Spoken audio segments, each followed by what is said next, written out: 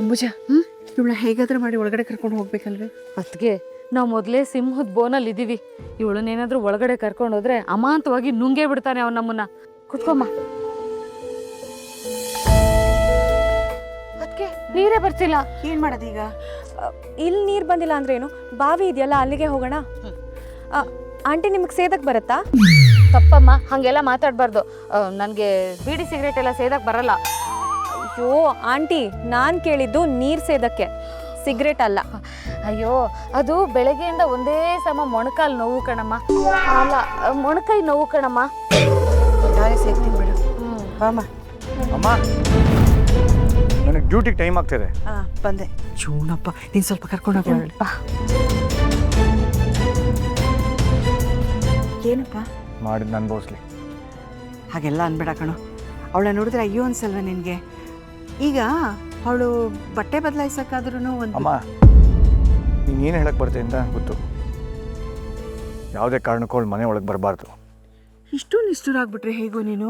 ನೀವು ತಲೆ ಕೆಡ್ಸ್ಕೊಂಬೇಡಿ. ಬನ್ನಿ. ಅಲ್ಲ, ನೀ ಬಾ ಅಮ್ಮ. ಬಂದೆ. ಸಂಜನಾ, ಯಾಕಮ್ಮ ಇಷ್ಟು ಕಷ್ಟಪಡ್ತಿದ್ಯಾ? ನಿಂಗೆ ನೀರು ಸೇದಕ್ಕೆ ಬರಲ್ವಾ? ಇಲ್ಲ ಆಂಟಿ, ನನಗದು ಅಭ್ಯಾಸ ಇಲ್ಲ. ಸ್ವಲ್ಪ ಹೆಲ್ಪ್ ಮಾಡ್ತೀರಾ? ನೋಡಮ್ಮ, ನೀನು ಹೇಗೂ ಕೈ ಹಾಕ್ಬಿಟ್ಟಿದ್ಯಾ.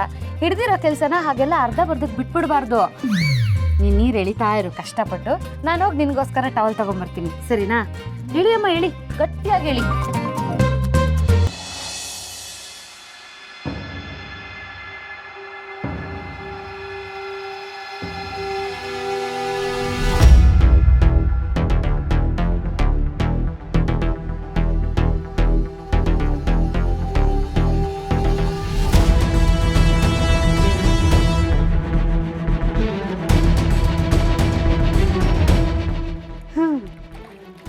ಕೊಡಮ್ಮ, ನಾನು ನೀರು ಹಾಕ್ತೀನಿ, ನೀನು ತೊಳ್ಕೊ.